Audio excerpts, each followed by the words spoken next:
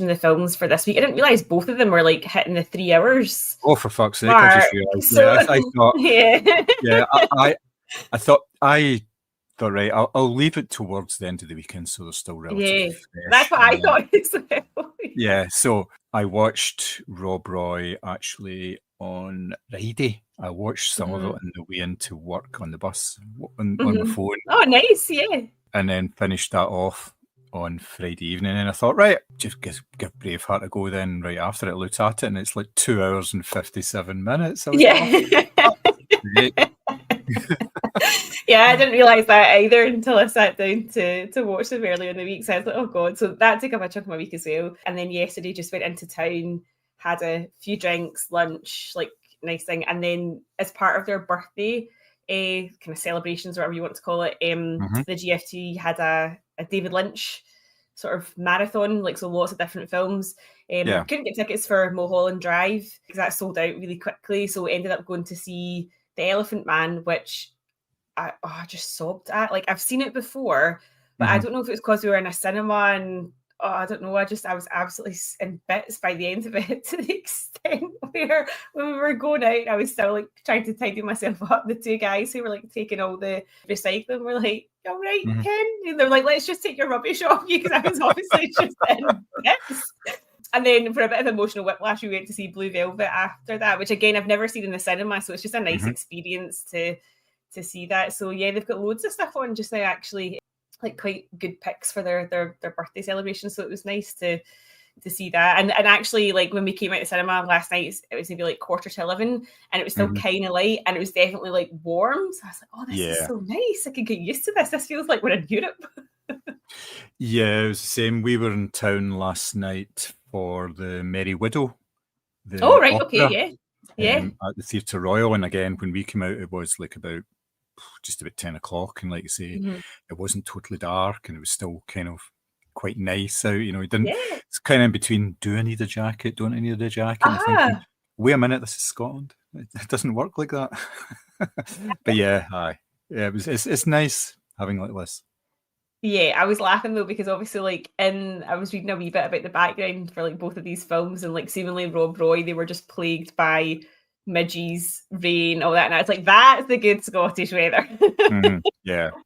Yes, we shall touch on it when we're actually speaking about it. But yeah, when I was doing some of the reading on it, I realised when they were actually filming it, it was like June to October, and you're thinking, what? I suppose, otherwise it's just going to be cold and dark rather than light and cold. Yeah. I was going to say, and still with the ever possible chance of a sideways rain. So what was your thoughts on The Elephant Man? And I know you said you were in bits, but what did you think of it? Oh, God. Do you know, it's funny because I feel like it's probably, and I hate using this word, but I feel like it's like almost the least Lynchian Lynch film because it's quite a straightforward story and stuff like that. Although, interestingly, having watched it back now, I've reviewed The Girl with the Needle for Nordic Watch List, and it's shot in black and white, and there are so many scenes in that, including like there's a guy who comes back from war and he's got like the kind of half face plate and he's put into a freak show because it's the only way he can make money, and there's so many elements of that now that I'm watching back going, this feels like a complete rip of The Elephant Man, like stylistically, like set in black and white, shot in black and white, all that sort of thing. But yeah, I really love that film. I think it's a story that's still, I suppose, pertinent to this day, and I think that it's funny because we were watching it and I was like, that's Pauline Quirk, or that's, you recognise all these kind of British faces like who are in it, who you just wouldn't maybe associate with a David Lynch film. But I think that Anthony Hopkins is brilliant, and obviously Joan Hart, like you would not know, again, it's a bit like the Orlok thing, you would not know he was in there, save for the fact that his name is obviously in the credits. And what a performance, like just so empathetic and warm and beautiful. And yeah, I was in absolute bits by the end, like embarrassingly so, because I obviously cried at the cinema quite a lot, but to the extent when I was like, nobody else around me seems that moved by this, and I was just like trying to sob really quietly. But yeah, the scene where the hospital caretaker breaks into his room and he's all dressed and they sort of start making fun of him, and then that kind of circus music starts and they're passing him around and trying to pour like drink into him. Yeah, I've just basically, for the last hour of the film, I was just in pieces. Yeah, it's a splendid film. You can understand why it got all the accolades at the time. It's just one of these things. And like you say, it is a very sort of straight telling of the story. There's not the usual Lynchian diversions into complete madness and things like that. I think the only other film like that in his sort of filmography is maybe the film called The Straight Story, which is which is a kind of just a straight story about a man traveling across the country. Everything else that he's done has got that at least tinges of well, almost like tinges of madness about it, hasn't it? I mean, he was a great director and everything. Yeah, we went straight into Blue Velvet, where there's nothing straightforward about that, and certainly, like, again, just seeing that in the big screen was quite captivating. But then again, going back to it, knowing what you know about Dennis Hopper and how he actually sort of was a bit like that in real life, like a bit sort of on the fringes, as it were. But Isabella Rossellini is just absolutely beautiful to look at. I mean, the way she's lit when she's singing, and the bright red lips and the blue eyeshadow, and obviously the big wig and all of her evening gowns. I mean, she's absolutely gorgeous in it. And all I could think was, yeah, you were robbed of Best Supporting Actress at the Oscars this year. So, but yeah, an interesting double bill. Yeah, it was a bit of a stretch, though, given she was only on screen for about 10 minutes. That's kind of pushing the actual I feel supporting. Like, is it Judi Dench that won Best Supporting Actress? Yeah. And I think she was on screen for like 7 minutes, I think they counted. So I feel like I just felt her impact in that film was so powerful. I love like that passive aggressive wee curtsy when she sort of dismisses herself from the canteen. Yeah, it's impact rather than presence on screen. It's not time on screen. Yes, yeah. You're right. Judi Dench, was that Shakespeare in Love? I think it was, which was an odd Oscar win, I feel, because like Judi Dench has obviously done a lot more interesting projects than that. Yeah, well, the whole Shakespeare in Love thing was very kind of odd because it was obviously right up there. Did it not win Best Film or something? Well, I feel like it did. Was that not a Weinstein thing though? Was that not? That's exactly what that was. There was very much money put behind that film to get in the right places. What was it? I was listening to something. Oh, it was to do with the awards and how the likes of Anora did so well at the Oscars. And basically, it was part of the reason I think it was because they sent out DVDs to the Academy members who were voting for it. And a lot of, and I don't know how true this is because you're talking about a sort of tech-savvy community here, but a lot of them don't like streaming. They won't use streaming services like I can get that. Sites and all this thing for the same sort of idea that you've got for, say, like, or it did have for the Glasgow Film Festival and the London Film Festival. The kind of portal thing. The portal, a lot of the stuff a lot of films were getting put on portals and they weren't getting watched as much as when a physical copy dropped through the door for them. So people watched the likes of Anora. Yeah. And it's down to the fact that they had a look at that and said, well, it's an older demographic within the actual Oscar community. So therefore, more people will watch a film that's on a physical disc than, or they'll feel obliged to watch something that's been sent to them on a physical disc rather than just a title it's on a streaming service. And they'll say, well, I'm not going to bother about it. Somebody else will talk about that. Oh no, I totally get that. It's like the difference between sending someone like a letter and an email. I would open a letter because you hardly ever get them. So if something's addressed, you would do it. Whereas emails, obviously, you get thousands every day. So I can well believe that. But was there not a thing that came out that said like the Academy are going to basically insist that Oscar voters actually watch the main films in contention? Like, why was that never the case before? Yeah, a lot of the time, the Oscar members watched the films that were relevant to their own categories. So if it was sound editors, all the sound editors would watch the sort of the top ones that were in consideration for the Oscar, but they wouldn't necessarily watch one that was up for best costume or something like that because they weren't interested in that and they didn't feel as if they were. So they didn't watch everything, and that would kind of get stretched out to, like you say, some of the best film contenders because it'd say, well, it's not there's it's not for consideration for best sound or best cinematography or whatever. So why would I bother watching it? Because I wouldn't be voting for it anyway. That's just like kind of a standard reply that they give to these. But now, yes, I'm wondering how they're going to enforce it, though. I know, because how can you check? Like, I suppose you would have to, like, obviously, some like PR companies and stuff like that, when they send you a screener link, it's linked to your email address or whatever, and you get a little watermark, and they can obviously tell if you've watched it, because you maybe only get 3 watches of it, and then the sort of the screener cuts off or whatever. So I wonder if it's going to be something like that, like they'll actually link it to an email address or something, and then they'll be able to tell if you've screened it or something. Because I suppose if you send someone a DVD, that's the only thing. You can't check if they physically put it in and watched it. No, you're right. That is the case. I think that they can monitor who has actually watched something, but obviously you can't do that with physical media if they're still using physical media. But yes, they'll probably insist that people watch it online, I would imagine, as well, because it's cutting down costs and everything as well, isn't it, for campaigns, that they don't have to have an online presence and a sort of physical presence as well. So yeah, kind of makes sense. So you've been watching anything else? I've still been continuing on with obviously like Andor and The Last of Us.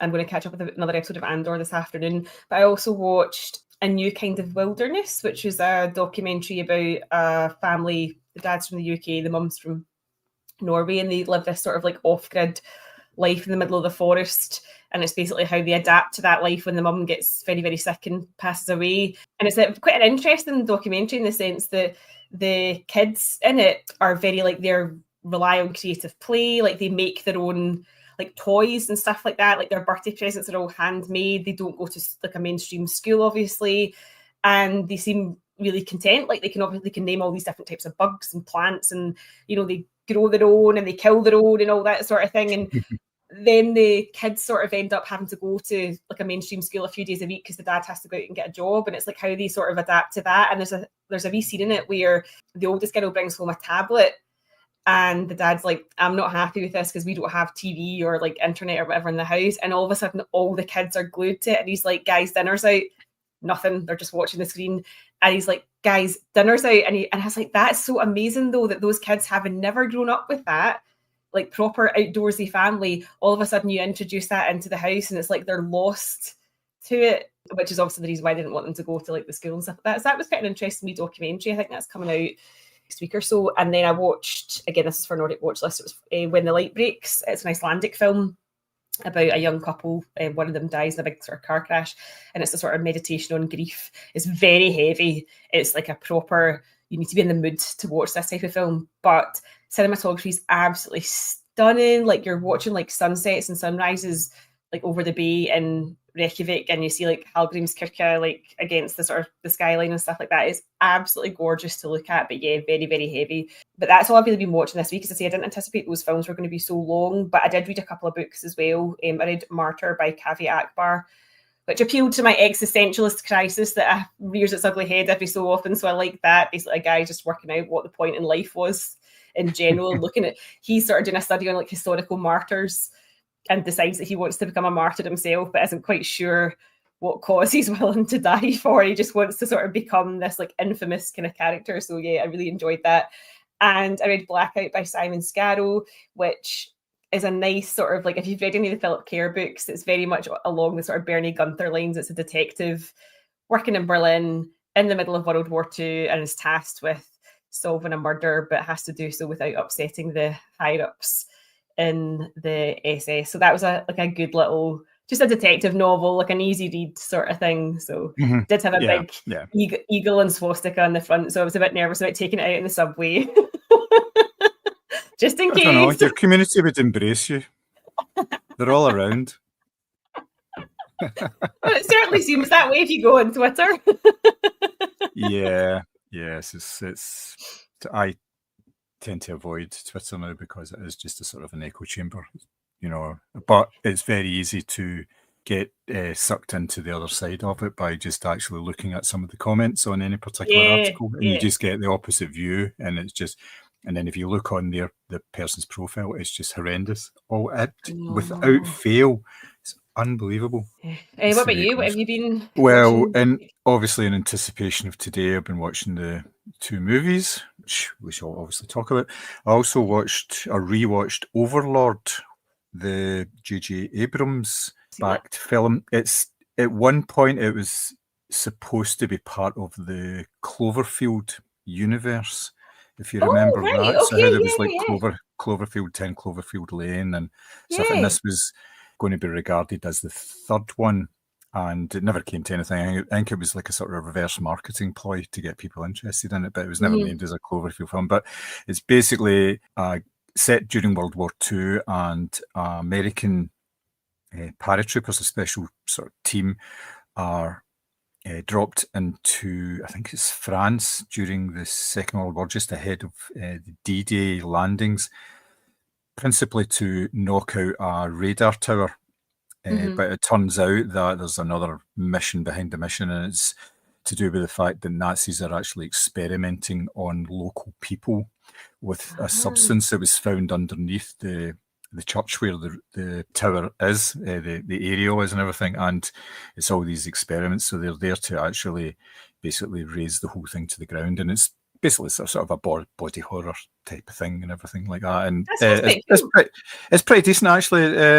It got a bit panned at the time because people were expecting this sort of link to the Cloverfield stuff because of the publicity, but it stands alone as a fairly decent film in its own. I think it was on Film 4 a couple of weeks ago, so I thought, yeah, recorded that. I might see if I can get that actually off of Film 4, because I recorded Nope off there, which I'm yet to watch, but they've got quite a good wee bank of films on there just now, so I might see if I can get that. Yeah. They usually keep things for, I think it's about 30 days.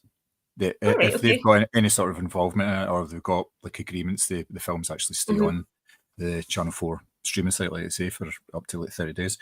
Also saw a film called Last Breath. Don't know if you've seen this. This is a drama which is based on a 2018 documentary. It's about a dive in the North Sea that goes wrong. It's these deep sea divers who go down and repair like oil installations and stuff like that. And there's 3 of them going down in this diving bell, and they're trying to get work done before a storm hits. And when the storm does actually hit, it basically leaves one of them on the seabed without very much air. He's only got 30 minutes of air. And it's the whole rescue thing about trying to get him back. Now, this has got Woody Harrelson, Simu Liu from Shang-Chi, Shang-Chi films, Finn Cole and Cliff Curtis. And Cliff Curtis is the sort of captain of the boat, or the sort of main techie guy up on the boat. And it's this sort of race against time thriller to try and get this guy off the seabed and everything. And it's really, considering it's based on real life events, and the documentary was really well received, it's a really good thriller actually. That does sound pretty cool. It was out in cinemas, but it was only out for like a couple of weeks or something. Yeah, it wasn't very long at all. And obviously because of his papeness getting brought in, we sat and watched, we sat and watched Angels and Demons again, which I think I'd watched that quite recently anyway, and it's still pretty good fun, you know. Ewan McGregor doing an Irish accent. And all that sort of stuff, and Robert Langdon with normal hair. And I think I think I talked about it about 6 months ago, but yes, it's still a decent watch. Again, it's a long film. It's about 2 hours 25 minutes or something, which is it? Yeah, from running about Rome and all that sort of stuff. So that was pretty good. Like I said earlier, I was at the theatre last night. Yeah. It was one of I think it's the second last opera of the season for Scottish opera, and it was The Merry Widow.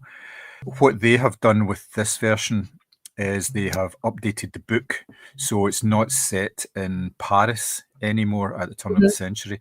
It's actually set in New York and Sicily during the sort of 1940s, 1950s, and it's all centering around gangsters rather than sort of Parisian sort of society. So it's all, the songs have been rewritten to include references to gangster stuff and all that, and it was really, really good. It's one of these operas where there's actually quite a lot of talking in it as well, so the actors get to flex their New York and Brooklyn accents and that sounds really cool. Funny. And it was sung in English as well, so and it was a good laugh actually. There was an awful lot of humour in it, and it came across really well, and it was quite a pleasant way to spend a nice warm evening. And it was like sort of busy theatre and everything as well, so it was all very good. I really enjoyed that. That was good fun. TV wise, I've watched Prime Target on Apple. I don't know if I've mentioned that before. It's the maths-based thriller. Oh, okay. Yeah, basically it's a young guy who is developing this theory about how prime numbers are all related and patterns within prime numbers. And it turns out that a lot of sort of government's cryptology is based on the use of prime numbers and the fact that they're random. So it's difficult to break codes if you're based on this sort of random element. And so the problem is if he finds a pattern, then it makes it easier for people to actually sort of decrypt a lot of stuff that's going about that people don't want decrypted. And apparently this is something that's been going on for years and years, and people have died because they've tried to take something. He's the latest one, and it's set in Cambridge and it's set in Baghdad as well. There's a link to the past, to the I was going to say those well-known linked cities, Cambridge and Baghdad. Yeah. It all becomes clear because of the maths and everything. So it's this sort of spy thriller, and of course the CIA are involved and all this sort of stuff, and it's fairly decent. It's okay. I don't know, have I mentioned High Potential before? The drama on Disney. It's a fairly standard detective drama, but the twist here is that the consulting detective is actually a genius. She is known as having high potential, so she can see things that other people can't in terms of like when she's looking at evidence and all that. She understands an awful lot. It's Caitlin Olsen is in the main role from It's Only Sunny, and she's really good in it. And again, it's sort of there's a bit of a comedic element to it, and there's also sort of the drama element, and there's a whole story that runs through the whole season of it as well about her background and all. And so it's decent, I suppose. And the last thing I'll mention is a medical drama called Pulse, which is on Netflix. It's 10, 12 parts, I think it is, about a young doctor who has become the sort of head resident, if you like, in a hospital. And it's like how she got there. She raised a sexual complaint against her boss, who has since been brought back. Yeah, I know. It sort of flits between like 12 months ago in the present day and 9 months ago in the present day and all that. And like the first couple of episodes, there's a hurricane. It's set in Miami, and there's a hurricane, so the hospital's in lockdown and all the problems with that and all that. So it's decent. It's all right. Yeah, that sounds. Do you know, funnily enough, when we were having lunch yesterday, it was the Who song. Obviously, I was going to say the theme tune to CSI Miami. It is a the Who song, but it did make me want to go back and watch all those, because I used to love those programs, like CSI New York and CSI Miami, and like the regular one with like Grissom as well. Like I don't know if they're streaming anywhere, but I'd like to go back and actually watch them again. I don't know actually, because you can get pretty much everything else. Yeah, with the glasses, taking off the glasses. Love it. All that sort of stuff. Yeah, we kind of watched those all kind of religiously when they're on the basis, but one by one kind of dropped away from them. I think the first one, the last one we sort of picked up on was CSI New York, the Gary Sinise one. Yeah, that was so good. Which was decent, but then there's only so many stories you can have. I know, and it was obviously quite formulaic, I suppose, because they did basically the same thing, the same investigation every week. But I would like to find them, because when that came on yesterday and it was like CSI Miami, I was like, oh my god, I used to watch this like every single week. David Caruso, as you say, glasses on, glasses off. And then I was thinking, I bet you there's no streaming service that actually has all of them. Like, I bet you with the usual, like, you probably find like season 1 of something here, season 5 of something else over here. Like, it won't be a cohesive, like, here's everything you want to watch in one place. Yeah, they were one of the first shows that I saw that did almost like a fake pilot for the new show that was going to introduce to. I'm sure it had been done before, but they would, like, halfway through a season, they'd have this episode where they had to go to New York, so they'd meet their New York counterparts, and that would set that up, and then it would say, oh, we're going to, and if that was a success, then they would obviously commission the New York one because there was enough interest in it, and it meant it didn't have to sort of develop a pilot on its own or anything. It was kind of a sneaky way to do that. I think a few things have done that, but that was one of the first. So I think NCIS came from that. That was an episode of JAG, the joint action group, the uh-huh. lawyers things, and now NCIS is far more popular than JAG ever was, and it's going on for far longer and everything. But yes, it's an interesting way to do these sort of things. I think it's quite fun, really. And I do think it's one of these, like, as you say, like NCIS is probably on like season 1000 by now, a wee bit like Law and Order, and you've got Law and Order SVU and things like that as well. But these seasons, that these kind of like, what you would call them, like old-fashioned kind of cop shows, like with a weekly format, like I think still hold up and do really well. And they are a bit of a strange thing to say, obviously a comfort watch when it's like dead bodies and things like that. But there's a consistency there, if you know what I mean, and what's going to happen and where the characters are going to go. So I really rate them, and I think that that's one of the kind of strong things about these dramas is with all the wee spin-offs as well. Like you do still get that good quality product with them, like as you say, like NCIS, like that's obviously become actually more popular than its host shows that where I do think that the quality is there. It's probably not the most cerebral thing you're ever going to watch, but it's still a good wee show you can zip through, you know. Okay, brilliant. Do you want to just get on with it then? Oh, absolutely. Right, we will do them in release order, so we will do Rob Roy first because it came out in May. Sorry, it came out in April, I believe, yes.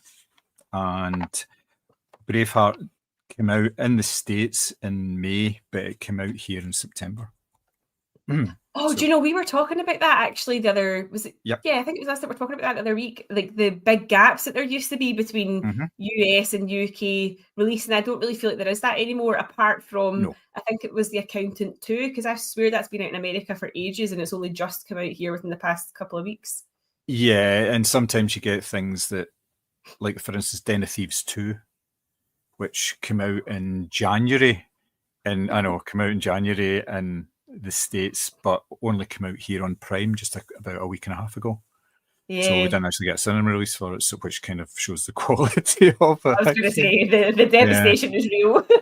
Yeah. I was concerned there that I was going a bit too Scottish during that. Oh, that was hysterical. I feel like, though, it's one of those films where you do lean into your own Scottish accent a lot more, even when you're talking about it, because it just fills you with that like passion for the country. Honestly, though, like that SNP story has blown my mind, but in a way, is like not surprising. It's like properly good marketing for them. Oh, absolutely, yeah, definitely is. Sorry, Sammy's just sent us a thing that says Danny Dyer says Harold Pinter's death sent him into a spiral of madness. Sentences I never thought I'd read. Anyways, did you not know that he knew Pinter? He worked in Pinter Plays, and Danny Dyer and Pinter were friends. I can't tell if you're taking the piss out of me or not. No, I'm totally serious. He was. Really? Yeah, because obviously he came up through. You've got this impression of Danny Dyer as being this Cockney white boy that doesn't act particularly well, but a lot of it's down to the roles that he actually plays, I think, more than anything else in some of the choices. But he started off in theatre, and he was doing Pinter, and he was friends with him. Never mind the SNP handing out leaflets at Braveheart. This has genuinely rocked my world. Unbelievable. Yeah. Like, and do you know what though? And I've said it before, he is fucking brilliant in Rivals. Like, he's so good in that, and he's so empathetic. And actually, it was really nice to see him doing something like that. Yep. But I genuinely just thought, just now. Yeah, I know, which I'm excited about. But I genuinely just thought that he was like, I don't know how he'd come up through the ranks, as it were, but he's just like a football geezer. Do you know what I mean? Obviously, like that's very much the role that he's lent into for the vast majority of his career. So I did not know that he started out in Pinter Plays. That is unbelievable. Yep. Yeah, he was regarded as a young up-and-coming actor, and obviously he took on a lot of these roles, which did him no real favours in terms of his career. And it was a profile thing he lent into as well. But that's you kind of sometimes you have to go where the money is, you know. That's it. And you know what? Like as a niche or whatever you want to call it, I mean, nobody is doing it maybe quite like him. Like when you think about that sort of Cockney, like you slag accent, like it's Danny Dyer who you're thinking of. Do you know what I mean? Vinnie Jones tried it for a while, but he's just not had the sticking power that Danny Dyer has had. Whereas, interestingly, Danny Dyer can break out into these things like Rivals, whereas you would never see Vinnie Jones doing something like that, actually. No. No, because obviously Danny Dyer has a whole education in acting, whereas Vinnie Jones obviously was a footballer and went into acting. Yeah. He still had a few decent performances, but yeah, he doesn't have the range. You can't really see that in any sort of way. So yeah.